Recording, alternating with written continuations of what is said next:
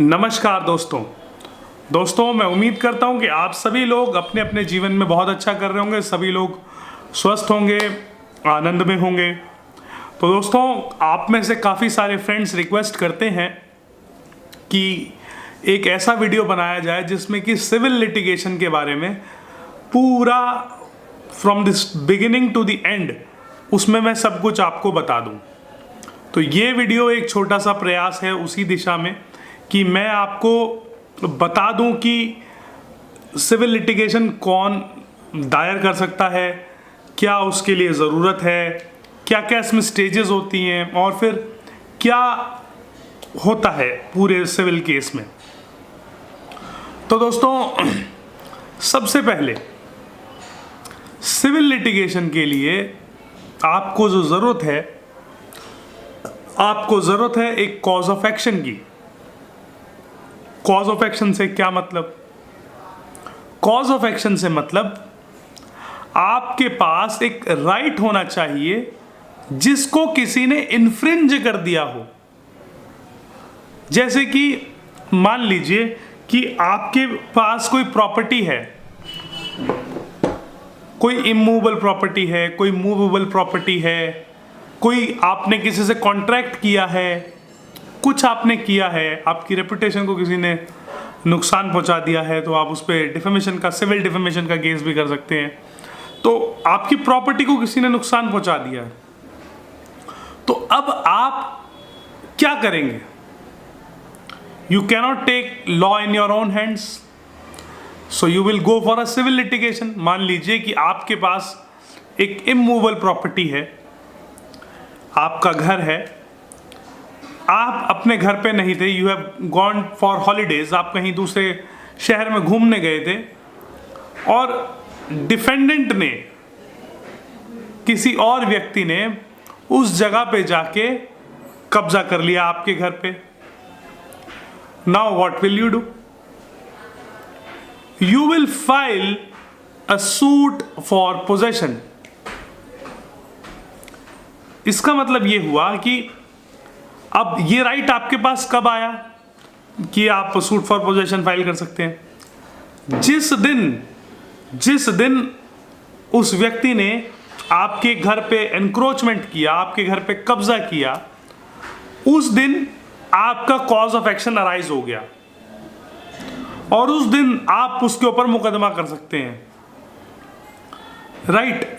तो सबसे पहली जो जरूरत है वो है कॉज ऑफ एक्शन की। बिना कॉज ऑफ एक्शन के आप किसी पे मुकदमा नहीं कर सकते। That means some of your right has must be infringed for beginning a litigation, beginning a civil suit, right, to be precise. तो कॉज ऑफ एक्शन आपका हो गया। नाउ जब आपका कॉज ऑफ एक्शन हो जाएगा तो आप क्या करेंगे? You will file a plaint in a court. Plaint is nothing but allegations what plaintiff makes. plaintiff जो भी शिकायत करता है, जैसे आपकी अगर प्रॉपर्टी पे किसी ने कब्जा कर लिया तो आप कहेंगे, आप अपने प्रॉपर्टी के पेपर अपनी प्लेंट के साथ, अपनी शिकायत के साथ लगाएंगे that sir I am the owner of the property, I have this title to this property, I have purchased this from X and Y and you know, आप अपने सपोर्ट में बातें लिखेंगे। आप कहेंगे कि इस प्रॉपर्टी पे इस व्यक्ति ने गलत तरीके से कब्जा कर लिया एंड आपका पोजेशन रिस्टोर करा जाए, राइट? तो कोर्ट आपके फेवर में दे देगा। जब आप इसको प्रेजेंट करेंगे कोर्ट में, उसको कहा जाता है प्लेंट। जब आप प्लेंट फाइल करते हैं तो प्लेंट में आपको सारी अपनी एलिगेशंस एड्रेस करनी होती है कि आप किस बेसिस पे क्लेम कर रहे हैं किस चीज़ को। जब कोई प्लेंट फाइल कर देता है तो उसके जवाब में जो डिफेंडेंट होता है, ही फाइल्स अ WS, यानी कि रिटन स्टेटमेंट। वो रिटन स्टेटमेंट फाइल करता है। रिटन स्टेटमेंट जब वो फाइल करता है तो उसमें वो प्लेंटिफ की, वो अपने फेवर में बताता है कि हाउ ही इज एंटाइटल्ड। अब मान लीजिए कि आप तो कह रहे हैं कि इसने ज़बरदस्ती कब्जा कर लिया, लेकिन वो कहता है कि मेरे पास भी सेल डीड है, मैं भी इसका ओनर हूं और ये जो है ये व्यक्ति किराएदार था, he is not the owner. तो अब एक डिस्प्यूट हो गया, कोर्ट को डिसाइड करना है। तो इस व्यक्ति जब पहले कॉज ऑफ एक्शन चाहिए, कॉज ऑफ एक्शन के बेसिस पे आप एक प्लेंट बनाएंगे। प्लेंट बनाने के बाद जो डिफेंडेंट होगा वो एक WS देगा, यानी कि रिटर्न स्टेटमेंट देगा। तो इसके ऑर्डर 7 और ऑर्डर 8 इनसे रिलेटेड है CPC में। जब जो रिटर्न स्टेटमेंट में अगर जो डिफेंडेंट है अगर उसमें वो कोई एडिशनल चीज इंट्रोड्यूस कर देता है, कोई मतलब प्लेंटिफ के दावे से अलावा वो कोई ऐसी बात बता देता है जिसका प्लेंट में जब मतलब जिक्र ना हो और प्लेंटिफ के लिए जरूरी हो उस चीज का आंसर देना, तो प्लेंटिफ फाइल करता है रीजॉइंडर या रेप्लिकेशन, राइट। तो रीजॉइंडर होता है बेसिकली ये। तो रीजॉइंडर का एज सच कोई प्रोविजन नहीं है, बट हम कह सकते हैं कि it flows from order 8 rule 9, right. जब ये दोनों चीज हो जाएंगी, जब ये प्लीडिंग्स कंप्लीट हो जाएंगी, तो दोस्तों उसके बाद इश्यूज फ्रेम होंगे। मैं बहुत बार पहले भी अपनी वीडियोस में बता चुका हूं कि इश्यूज की सिविल लिटिगेशन में वही वैल्यू है जो क्रिमिनल लिटिगेशन में चार्ज की है। तो जब इश्यूज फ्रेम होंगे तो इश्यूज बेसिकली क्या होता है, एक चीज के लिए मैं कह रहा हूं कि ये चीज एग्जिस्ट करती है, प्लेंटिफ कह रहा है कि एग्जिस्ट करती है, डिफेंडेंट कह रहा है कि एग्जिस्ट नहीं करती है, तो अब एक डिस्प्यूट हो गया। तो कोर्ट को ये डिसाइड करना है कि ये इशू है। जैसे कि मान लीजिए कि मैं कहता हूं कि I am the owner of the property और डिफेंडेंट कहता है no sir he is the टीनेंट।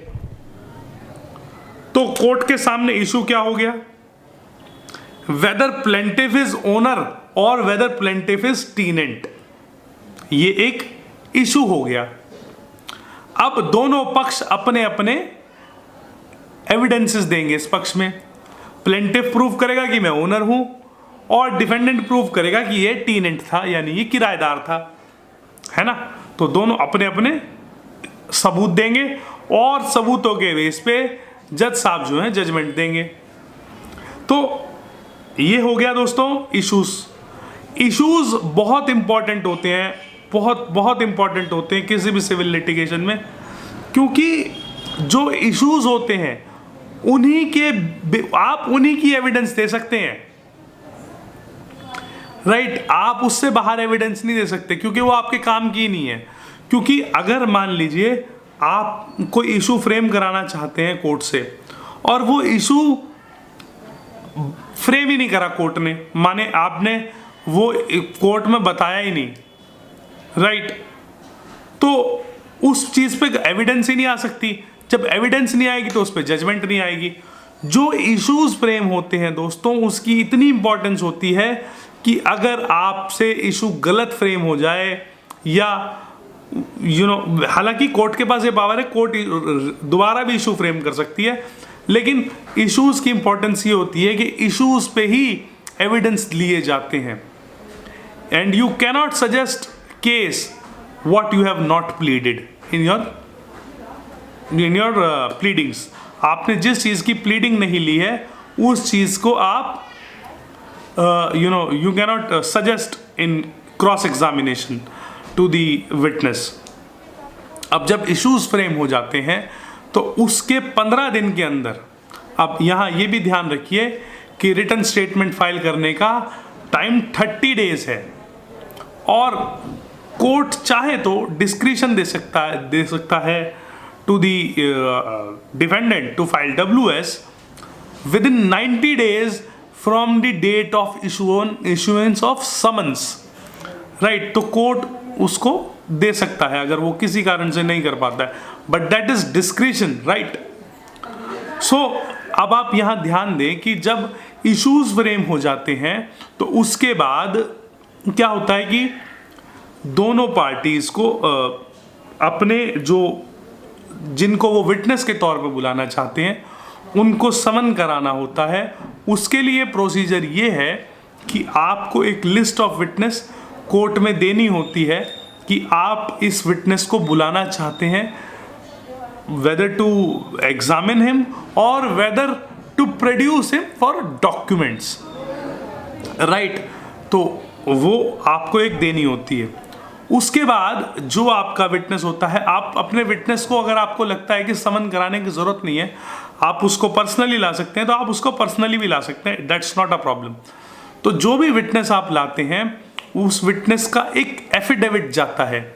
उस एफिडेविट में वो ऑब्वियसली वही कहेगा जो अगर प्लेंटिफ का विटनेस है तो वो वही कहेगा जो प्लेंटिफ चाहता है, और अगर वो डिफेंडेंट का विटनेस है तो वो वही कहेगा जो ऑब्वियसली डिफेंडेंट चाहता है, क्योंकि तभी उसको उसने बुलाया है ताकि वो उसके पक्ष में बात कहे, राइट? तो जब वो कोर्ट में आएगा, वो अपनी एविडेंस देगा, तो he will tender his evidence. Tendering का क्या मतलब है? टेंडरिंग ऑफ एविडेंस का मतलब दोस्तों ये है कि जो भी उसके पास डॉक्यूमेंट्स हैं या जो भी वो कह रहा है, तो उसको वो कहेगा ऑन ओथ, राइट? तो वो कहेगा कि I tender my evidence by way of affidavit.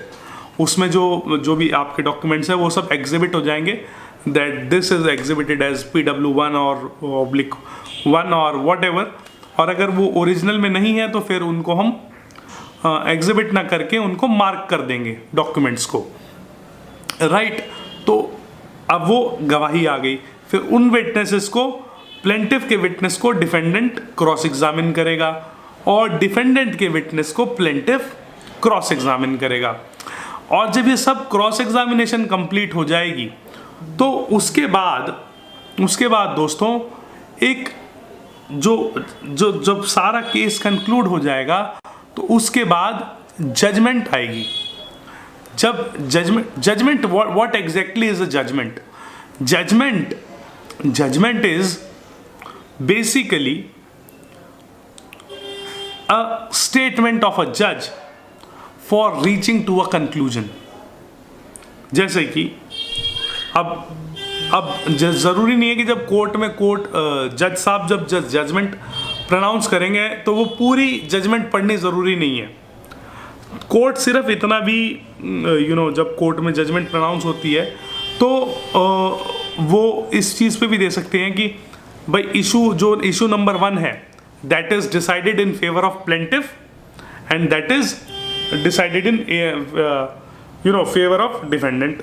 Second number issue is issued in favour of defendant. तो इस तरह से भी वो जजमेंट प्रोनाउंस कर सकते हैं, क्योंकि पूरी जजमेंट हो सकता है जजमेंट बहुत लंबी हो। It is not either required और either necessary to pronounce the entire judgement in the court. तो वो रेलिवेंट पोर्शन पढ़ सकते हैं कि किसको क्या रिलीफ दी। और जो जजमेंट होती है बेसिकली वो एक एक्सप्लेनेशन होती है कि जज किस कंक्लूजन पे पहुंचा है, वॉट एवर कंक्लूजन जज has reached by concluding the evidences को पढ़ के, यानी कि जो गवाही केस में हुई है उसके बेस पे जज साहब किस कंक्लूजन पे पहुंचे हैं, वो सब जजमेंट होता है। और दोस्तों उसके बाद एक चीज़ होती है डिक्री होती है कि फाइनली किसी के फेवर में क्या चीज़ अक्रू हुई है। जैसे कि जो जजमेंट में जज ने कहा कि इसके फेवर में ये है, मान लीजिए कोई पार्टीशन सूट है, that X has 1/3 share, Y has 1/3 share. तो ये जो 1/3 शेयर का जो एग्जैक्टली जो पेपर है ना, वो that is called decree, right? That pronouncement is called decree. अब सिर्फ इतना ही होता है एक सिविल ट्रायल में। उसके बाद की स्टेजेस होती है एग्जीक्यूशन की। तो एग्जीक्यूशन पे मैंने एक वीडियो पहले बनाया है, आप उस वीडियो को चेक कर लें। मैंने एग्जीक्यूशन को इन नटशेल उसमें समझाया है, आप उस वीडियो को देख लें। देखने के लिए बहुत बहुत धन्यवाद।